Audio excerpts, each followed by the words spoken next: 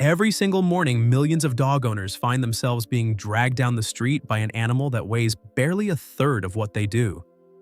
You pull back, your dog pulls harder. You say no, but they simply ignore you.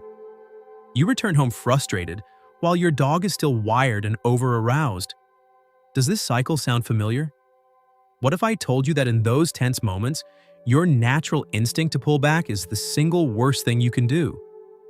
Most owners believe their dog is trying to dominate them, but the reality is far simpler. Dogs repeat behaviors that produce results. To your dog's brain, pulling forward is a winning strategy that leads to interesting smells, other dogs, and the excitement of the park. To break this cycle for good, we must stop fighting the dog's physical strength and start communicating with their nervous system. Welcome to the dog loyalty community. If you're here, it's because you believe every dog deserves an owner who understands them. Let's grow closer to our best friends, one habit at a time. In this guide, we will break down a scientifically backed 4-step system designed to transform your walks from a chaotic tug-of-war into a harmonious partnership. By shifting your approach from correction to connection, you can achieve a loose leash walk in as little as 4 to 6 weeks. To fix the problem for good, we must first look through the eyes of our dogs and strip away the human labels we often project onto them. Most owners mistakenly categorize a pulling dog as dominant, stubborn, or even disrespectful. However, canine psychology reveals a much simpler, more mechanical truth. Your dog is a victim of their own success. Dogs are fundamentally result-oriented creatures. They repeat behaviors that produce desired outcomes. This creates what trainers call the reward loop. Every single time your dog surges forward and you follow, even if you are grumbling, shouting no, or feeling immense frustration, the dog's brain registers a massive victory. In their world, the pressure on their neck is a small price to pay for the ultimate reward, reaching that interesting smell, greeting a neighbor, or arriving at the park. The behavior is being reinforced every single walk because, from the dog's perspective, pulling is the engine that drives their world forward. It doesn't matter what you say, what matters to the dog is the outcome. Beyond this learned behavior lies a deeper, hardwired biological challenge: the opposition reflex. This is not a choice made by the dog to defy you, but a sophisticated neurological response designed for survival. When a dog feels a sudden pull or tension against their body, their nervous system automatically triggers them to lean and pull in the exact opposite direction to maintain balance and physical autonomy. When you pull back, you are literally inviting their body to pull harder against you. Furthermore, we must consider the impact of high arousal. When you engage in a tug-of-war or use sharp leash corrections, you inadvertently spike the dog's adrenaline and cortisol levels. An aroused dog enters a flight or fight state where the prefrontal cortex, the part of the brain responsible for making good decisions and listening to commands, essentially shuts down. They aren't ignoring you. They are physically incapable of processing your instructions in that state of frantic excitement.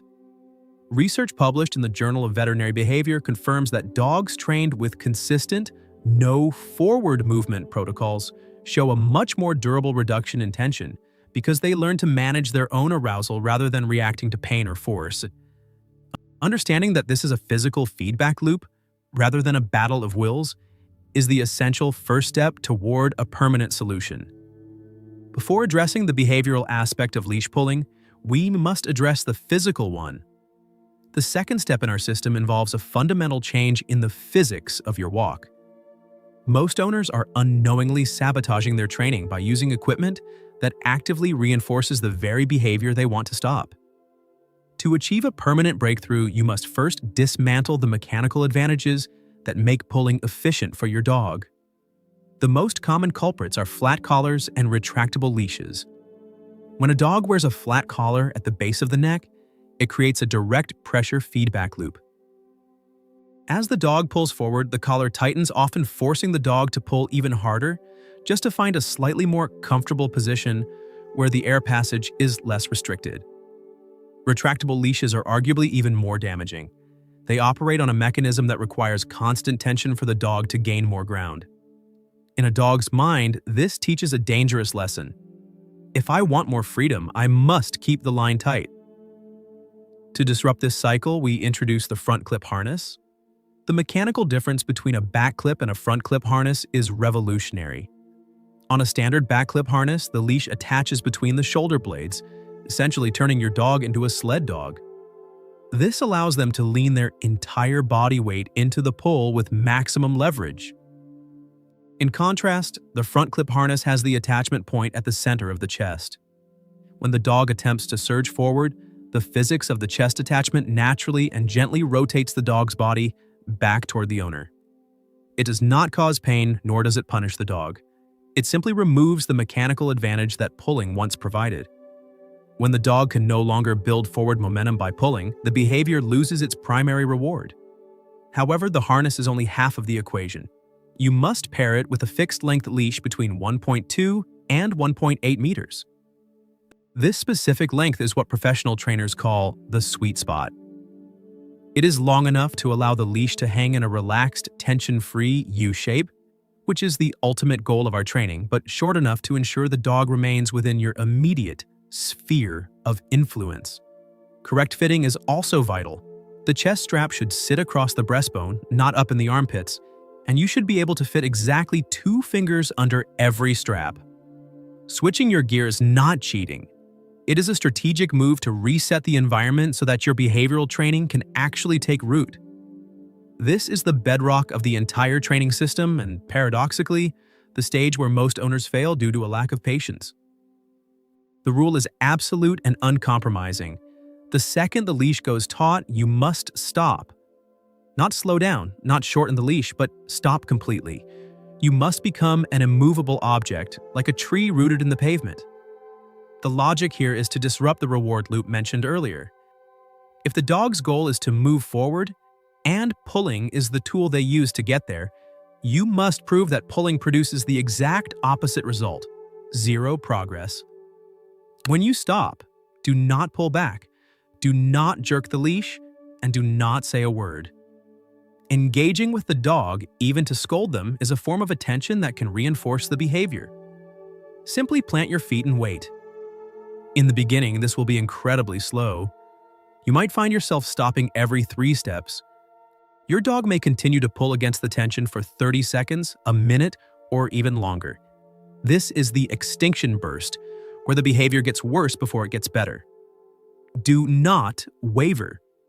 The moment the dog offers even the slightest bit of slack, perhaps by shifting their weight back, turning their head to look at you, or taking a half step towards you, you must mark that moment immediately with a verbal yes or a clicker. Your reward for that slack is forward movement. Take 2 or 3 quick, happy steps forward. You are teaching the dog's brain a new formula. Tension equals stopping, slack equals moving. Research suggests that dogs trained with this consistent no forward movement protocol show significant tension reduction within just 8 sessions. It feels like failure when you only cover 50 meters in 20 minutes, but in reality, that is the sound of your dog's old habits crumbling. Once your dog understands that a tight leash means a dead stop, you can introduce the change of direction to build active attention. While stop and stand is passive, this technique is active and unpredictable. It is designed to shift the dog's focus from the environment back to the only thing that matters: you. The technique is simple but requires perfect timing. The moment the leash reaches its limit and becomes taut, instead of just standing still, you immediately pivot 180 degrees and walk in the opposite direction. Do not call the dog's name, do not give a heel command, and do not warn them. You simply turn and move. This forces the dog to make a choice. They can either continue staring at the distraction and hit the end of the leash, or they can turn to follow the person who is moving away. When the dog realizes you are no longer behind them, they will naturally hustle to catch up. The moment they draw level with you or the leash goes slack during the turn, mark it and keep walking. This method turns the walk into a game of follow the leader. It makes you the most interesting and unpredictable element of the walk. A dog that never knows which way you might turn next cannot afford to tune you out. Use this method especially during the first third of your walk, when the dog's energy and arousal are at their peak. By constantly changing direction, you are telling the dog, I am the one choosing our path. Your job is to stay connected to me. This isn't just about walking, it's about establishing a mental bond where the leash is merely a safety net, not a steering wheel. While the previous components focus on disrupting the negative habit of pulling, the fourth component is the engine that drives positive behavior. The most common mistake dog owners make is practicing reactive parenting. They only pay attention when the dog does something wrong and remain silent when the dog does something right. To make your dog understand that walking beside you is the most rewarding place on earth, you must proactively define and reinforce the loose leash position. It is vital to understand that this position does not require a formal, competitive heel where the dog is glued to your left leg. For a successful decompressing walk, the only requirement is that the leash hangs in a relaxed U-shape between you and the dog. This physical slack is the ultimate indicator of a mental connection. To maintain this state, you must implement a strategic reinforcement system. In the initial training phase, every 30 to 40 seconds that your dog maintains a loose leash, use a verbal marker like a sharp yes or a clicker, and immediately deliver a high-value treat. The technical secret to success here is the drop-and-go method. You do not need to stop walking, and you should not make a grand production of the reward. Simply mark the behavior and drop the treat to the ground right beside your hip as you continue your stride. By dropping the treat near your leg, you are building value in the space next to you. The dog learns a simple, powerful lesson. As long as I keep this leash loose, treats appear right here. As the behavior becomes reliable, you must transition to a variable reinforcement schedule. Instead of rewarding every 30 seconds like clockwork, start rewarding at random intervals, sometimes at 20 seconds, sometimes at 2 minutes.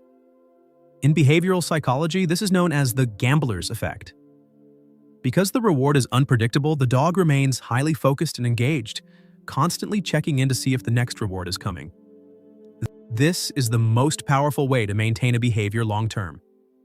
Remember, the ultimate goal is not to bribe your dog to follow you, but to prove that the value of connecting with you far outweighs the temporary allure of a distraction on the street. Even with the best equipment and techniques, real-world walking environments are unpredictable. To maintain progress, you must understand the threshold principle. Every dog has a threshold, a specific distance from a distraction, like another dog, a squirrel, or a loud bicycle, where they can no longer remain calm or follow commands.